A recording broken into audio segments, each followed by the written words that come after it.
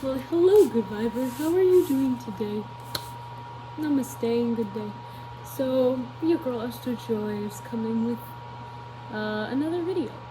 And on this video, we're going to be talking about, well, relationships.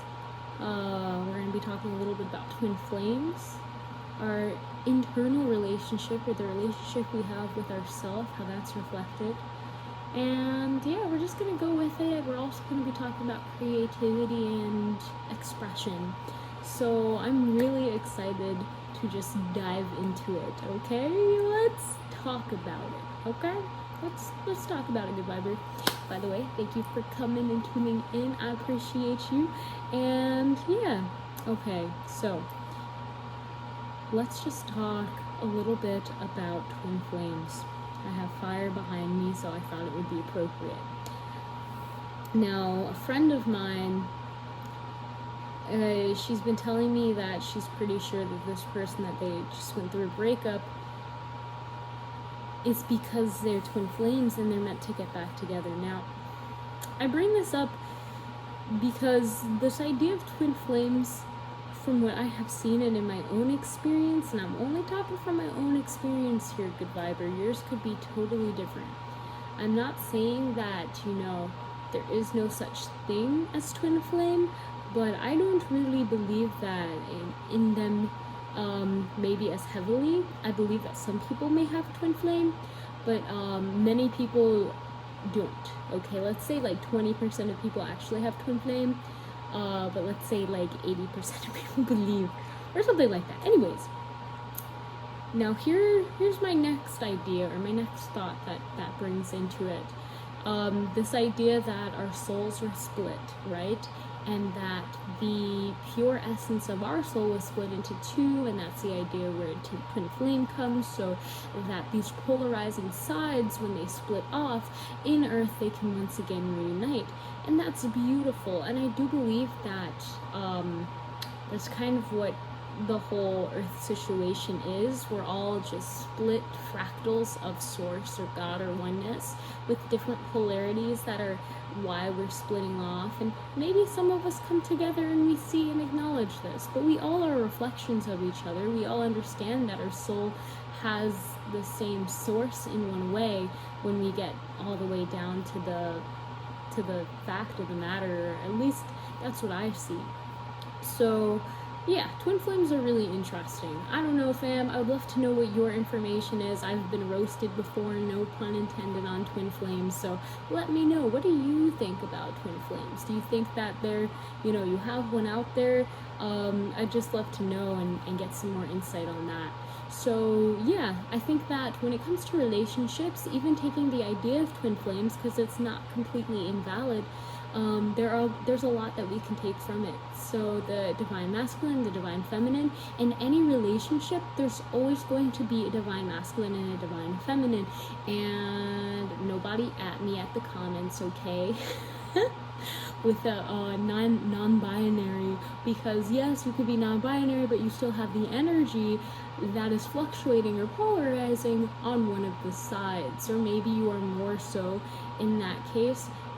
It's more balanced, you could say, in terms of the polarization between the masculine and feminine. It reaches a point where they're very similar, so they're going to present themselves at very similar levels, which can make it indistinguishable on which side is more prominent. Okay, I'm going on a little bit of a rant, but going back to the idea of the masculine and feminine energy, now these are just simple energies. You look at yin yang, and this is something that you can see really prominently with the yin energy being water. It's being something that flows. It's being something that does not have any restrictions or boundaries. It's a thing that just flows and really kind of destroys all boundaries and restrictions. Whereas the yang element, the divine masculine, is more fiery, it is more structured, it is something that builds up structures, so it has more of a static weight to it, whereas the other one is more dynamic. And we need both of these in order to find a balance in our life. So yes, your partners are going to have more of a prominent energy in one side that usually, generally speaking, is a direct reflection of the opposite of your energy, which is why they say opposites attract. So that whole idea with the twin flames, again, I think it's just kind of a term that is used a bit too much, especially in maybe pick a card readings, to just see what your other prospective crush or partner or whatever is doing. But anyways, I digress. Throw that in the fire, please. Okay. So we go back to this idea of polarization. And we all have polarization within ourselves. And this is the inner part of the relationship, which I find so beautiful, so fascinating and important to understand, as so many people, and I was also in that boat where I felt like I need a partner to like see what's going on inside myself. I need someone, alright. But you get my point. I didn't really need anyone.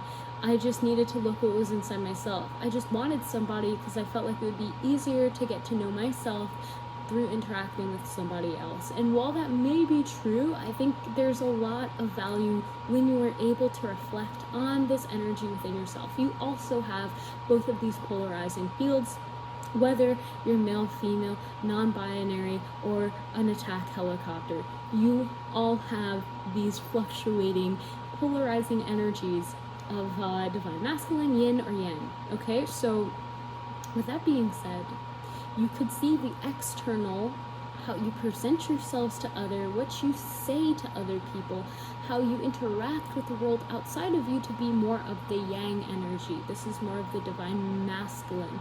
Whereas the internal state of things, what you say to yourself, how you interact with your internal dialogue and your being and yourself, that is more of the yin energy. And of course, there's so many different polarizations and so many different ways to look at this, but I really find it important to take some time to cultivate your relationship with yourself, with these two kind of energies and how they present themselves to your life. So yeah, I wanted to share this video and to encourage you that you don't always have to have a partner in order to reflect on these. In fact, I find that every single human being that you interact with, you are going to create a relation with in some way. Even the floor I'm sitting on, I have a relationship with this floor because I trust that this floor is solid and foundational, and I've also labeled it as a floor. So there's different kinds of relations that we make with people, right? A stranger, we have that relationship that we are not acquainted. So there are lots of different ways that these external interactions and relations with people around us and even animals and objects can help us when we are looking to understand ourselves better. But also, the world's not all about us, obviously not. It also allows us to understand other people better. And again, going back, how we understand other people, it comes from understanding ourselves and the perceptions that we take from people. So it all goes around full circle. Feedback, export, import. I'm just talking about trade and the economy now. So yeah.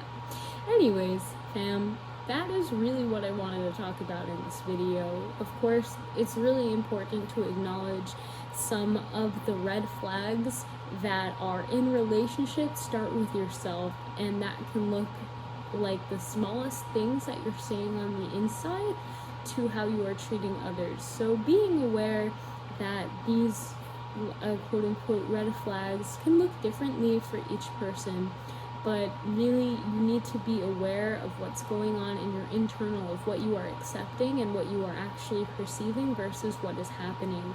And so that's why it's so important to be aware of these two kinds of relationships, that external and internal, so that we can actually see what's externally going on, how we're internalizing it, and how we're putting it back out in the world, so that we can take account of the people that we're interacting with and ensure that if there are any red flags on our end, or the other person's end, we know how to take that energy, process it properly so that we can resolve that issue, okay?